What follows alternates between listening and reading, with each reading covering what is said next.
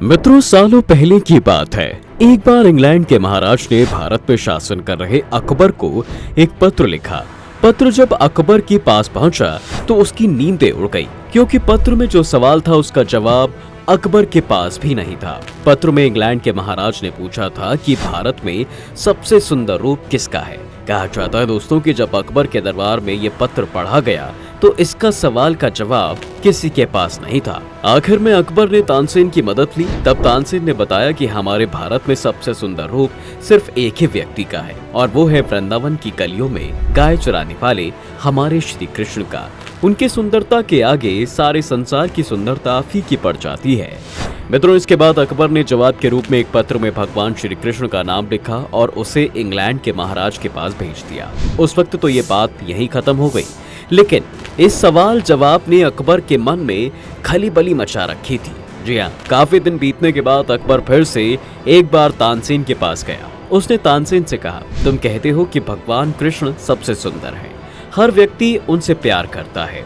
उनकी एक मुस्कान देखने के लिए लोग लाखों जतन कर डालते हैं, पर क्या कोई ऐसा इंसान है जिससे भगवान प्यार करते हो?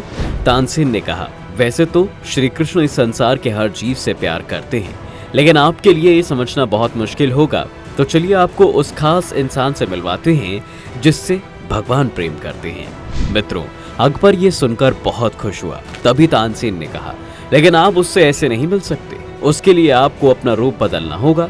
अकबर ने कहा, मैं उस इंसान से मिलना चाहता हूँ, इसके लिए मुझे जो भी करना पड़े मैं करूँगा। इसके बाद तानसेन और अकबर ने साधु का रूप बनाया और निकल पड़े। यात्रा करते करते दोनों चित्तौड़ पहुंचे।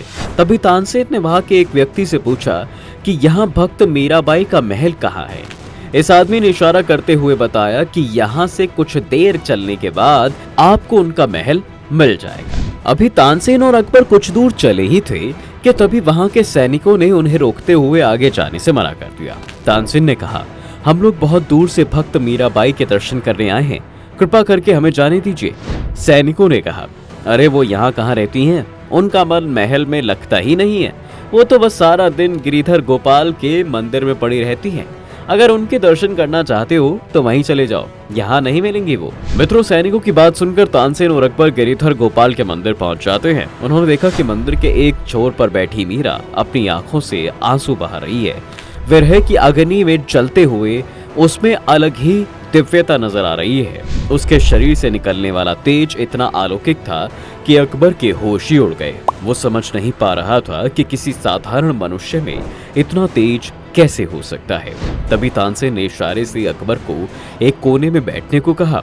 दोनों एक कोने में बैठकर मीरा की भक्ति को साक्षात देखते रहे। इतने में मीरा की आंख खुली और उसने देखा कि दो साधु मेरे पास आए हैं। ये देखकर मीरा को बहुत अच्छा लगा। उसने पूरे आदर सम्मान के साथ उन्हें वहां पर बैठाया और उनकी अच्छे से सेवा की। अब कुछ समय बीतने के बाद दोस्तों, तानसेन ने कहा, मुझे भजन गाना आता है, क्या मैं आपके प्रभु के लिए एक भजन गा सकता हूँ? मीरा ने कहा, ये तो बहुत अच्छी बात है। मेरे गिरिधर को भजन बहुत पसंद है और उनकी पसंद को मैं कैसे ना बोल सकती हूँ। इसके बाद दोस्तों, तानसेन ने भजन गाना शुरू कर दिया, जिसे सुनकर मीरा बहुत खुश हुई। मीरा ने कहा, आप लोग कुछ दिन यहीं क्यों नहीं रुक जाते? तानसेन ने कहा, नहीं, अभी तो हमें निकलना होगा, लेकिन हाँ, हम आपके गिरिधर गोपाल के दर्शन करने दोबारा जरूर आएंगे। इसके बाद तानसेन और अकबर निकलने लगे। उतने में अकबर ने अपने गले से रत्नों की महंगी माला निकाली और श्री कृष्ण की मूर्ति के सामने रख दी। मीरा ने कहा, अरे ये आप क्या कर रहे हैं? मेरे गोपाल को ये सब नहीं चाहिए, आप इसे ले जाइए। अकबर ने कहा, मैं इस माला को उनके चरणों में अर्पित करना चाहता हूँ, इसलिए उसे रहने दीजिए। इसके बाद अकबर और तानसेन वहां से चले गए। उधर जब मीरा मंदिर की साफ सफाई कर ही रही थी तो उसने उस माला को कृष्ण के हाथों में पहना दिया। कहा जाता है दोस्तों कि जैसे ही मीराबाई ने उस माला को गिरिधर गोपाल के हाथों में पहनाया, उसे देखने के लिए दूर दूर से लोग आने लगे। अब इन्हीं सब चीजों के बीच एक दिन मीराबाई के नंद उदाबाई भी वहां पर आई। उसने जब उस माला को देखा तो हैरान हो गई। वो सोचने लगी कि जरूर यहाँ कोई राजा आया है, वरना इतनी महंगी माला भला और कौन चढ़ा सकता है?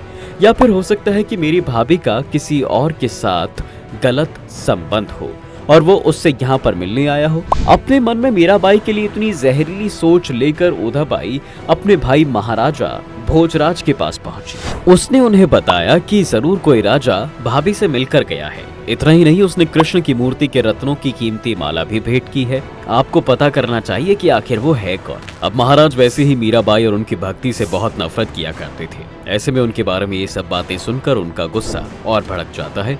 वो तुरंत गिरिधर गोपाल के मंदिर में गए और वहां जाकर उस माला को मूर्ति से निकालने लगे। इतने में माला छूटकर मीराबाई के हाथों में आ गिरी। गुस्से से लाल भोजराज ने मीरा के हाथों से वो माला खींची और अपने दरबार पहुंच गया। दरबार में जब माला की जांच पड़ताल हुई तो पता चला कि ये माला अकबर की है, क्योंकि उस माला के हर एक मोती में अकबर का नाम लिखा है। ये देखकर सब मीरा पर तरह तरह के आरोप लगाने लगते हैं। कोई कह रहा था कि मीरा देशद्रोही है, तो कोई कह रहा था कि मीराबाई दुश्मनों से मिलने गई है, इसलिए उसने ये माला स्वीकार की है। इस पूरी घटना ने महाराजा भोजराज के मन में आग में घी डालने का काम किया। वो पहले ही मीरा से तंग आकर उसे मारने की कोशिश कर चुके थे, लेकिन इस बार पानी सिर से ऊपर जा चुका था। उन्होंने तय किया कि अब वो मीरा को यहाँ नहीं रहने देंगे। पर समस्या ये थी कि उसने जब भी मीरा को मारने का प्रयास किया तो वो हर बार बच जाती थी। एक बार तो उसने एक पिटारे में सांप को रखकर मीरा के पास भिजवा दिया था और उससे कहा कि इसमें शालिग्राम भगवान रखे हैं। भक्ति में डूबी मीरा ने जब कान्हा का नाम लेकर उस पिटारे को खोला तो उसमें सच में शालिग्राम भगवान निकल आए। ये देखकर सबके होश उड़ गए थे। ये सब सोचकर मीराबाई के पति महाराजा भोजराज ने एक तरकीब निकाली। उसने सोचा कि मीरा की शक्ति कृष्ण है, यानी कि अगर मंदिर से कृष्ण की मूर्ति हटा दी जाए तो मीरा भी अपने प्राण त्याग देगी। इसके बाद भोजराज ने बिना समय गवाए अपने सैनिकों को आदेश दिया कि श्री कृष्ण की मूर्ति को मंदिर से तुरंत हटाकर नदी में फेंक दिया जाए। अब महाराज का आदेश मानकर सैनिकों ने ऐसा ही किया। उन्होंने भगवान श्री कृष्ण की मूर्ति को मंदिर से हटाया और उसे चित्तौड़ के तालाब में फेंक दिया। ये सारी बात जैसे ही मीरा को पता चली, उसके पैरों तले जमीन खिसक गई, मानो जैसे किसी ने उसके शरीर से उसके प्राण निकाल लिए हों। मीरा दौड़ी दौड़ी तालाब के पास गई और उसमें छलांग लगी। कुछ ही देर में गिरिधर गोपाल की मूर्ति मीरा के हाथ में आई, लेकिन इसके बाद एक ऐसा चमत्कार हुआ जिसने सबके होश उड़ा दिए। कहा जाता है मित्रों कि मीरा ने छलांग तो चित्तौड़ के तालाब में लगाई थी, लेकिन वो बाहर वृंदावन की यमुना नदी से निकली थी। जब मीरा यमुना नदी से बाहर निकली तो वो हैरान परेशान हो गई। कुछ देर तक वो भी सोचने लगी कि मैंने डुबकी तो चित्तौड़ के तालाब में लगाई थी, फिर मैं यमुना नदी से कैसे बाहर निकली।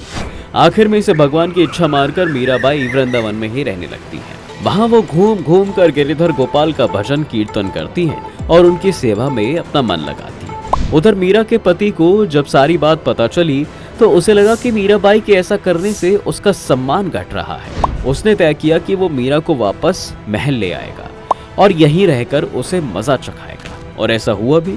किसी तरह जब मीराबाई महल आई तो महाराज ने उनका जीना ही मुश्किल कर दिया, और आखिर में तंग आकर मीराबाई ने महान कवि तुलसीदास जी को एक पत्र लिखकर अपना सारा दुख बताया।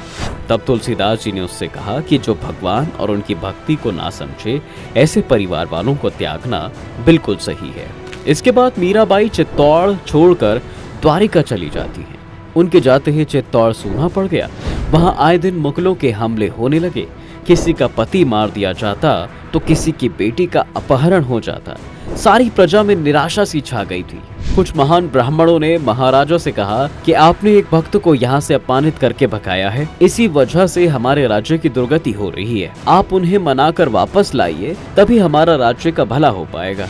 जिसके बाद महाराजा भोजराज ने राज्य के कुछ महान और विद्वान ब्राह्मणों को मीराबाई के पास उन्हें समझाने के लिए भेजा ताकि वो वापस चित्तौड़ आ जाएं। जब ब्राह्मणों ने मीरा से कहा कि वो उन्हें वापस लेने आए हैं तो मीराबाई ने उन्हें समझाते हुए कहा कि अब मैं आप लोगों के साथ वापस नहीं चल सकती, क्योंकि अब यही मेरा घर है। मैं यहाँ रहकर अपने प्रभु गिरिधर गोपाल की भक्ति करना चाहती हूँ। तब ब्राह्मणों ने कहा कि हम आपको यहाँ से लिए बिना नहीं जाएंगे। आप जब तक हमारे साथ चलने को राजी नहीं हो जाती, हम ना जल पिएंगे और ना ही अन्न का एक दाना खाएंगे। ये सुनकर मीरा को चिंता हो गई। उन्होंने कहा, अच्छा आप सब यहीं रुकिए, मैं अपने प्रभु से आज्ञा लेकर आती हूँ। वो जैसा कहेंगे मैं वैसा करूँगी। अब इतना कहकर मीराबाई भगवान के पास गई और बोली, हे गिरिधर, क्या आप मुझे दोबारा बंधनों में जकड़ना चाहते हो? क्या आप नहीं चाहते मैं आपके साथ रहूं? मैंने तो अपना सर्वस्व आप पर लुटा दिया है। हे प्रभु, अब आप मुझे अपनी शरण में ले लीजिए। अब मैं आप में विलीन हो जाना चाहती हूँ। कहा जाता है दोस्तों कि मीरा के इतना कहते ही भगवान श्री कृष्ण की मूर्ति से एक दिव्य तेज निकला और मीरा उस मूर्ति में समा गई। काफी देर बाद जब मीरा ब्राह्मणों के पास नहीं लौटी तो सभी लोग उन्हें देखने अंदर आ गए। वहां जाकर जो उन्होंने देखा उसे देखकर सबके पैरों तले जमीन खिसक गई। लोगों ने देखा कि मीरा वहां पर है ही नहीं और उनकी साड़ी भगवान श्री कृष्ण की मूर्ति से लिपटी हुई है। चारों तरफ हड़कंप मच गया। कुछ ही देर में ये बात आग की तरह सब जगह फैल चुकी थी। इतने में भगवान की मूर्ति से आवाज आई कि मीरा अब चित्तौड़ नहीं जा सकती हैं, क्योंकि वो भगवान में विलीन हो चुकी हैं। मीरा की साड़ी को उनकी निशानी के तौर पर चित्तौड़ ले जाइए, आपकी सारे दुख दर्द दूर हो जाएंगे। मान्यता है दोस्तों, जब भक्त मीरा की साड़ी का टुकड़ा लेकर चित्तौड़ पहुंचे तो उनके सारे दुख दर्द शांत हो गए और चित्तौड़ की स्थिति में सुधार आने लगा। दोस्तों, इसलिए कहा जाता है कि जिस तरह भक्त अपने भगवान से दूर नहीं रह सकता, उसी तरह भगवान भी अपने भक्त से दूर नहीं रह पाते। और इस तरह मीराबाई भगवान श्री कृष्ण की मूर्ति में जिंदा ही समा गई। अगर आपको ये जानकारी अच्छी लगी हो तो वीडियो को ज्यादा से ज्यादा शेयर करें, लाइक करें, साथ ही कमेंट में जय श्री कृष्णा जरूर लिखें।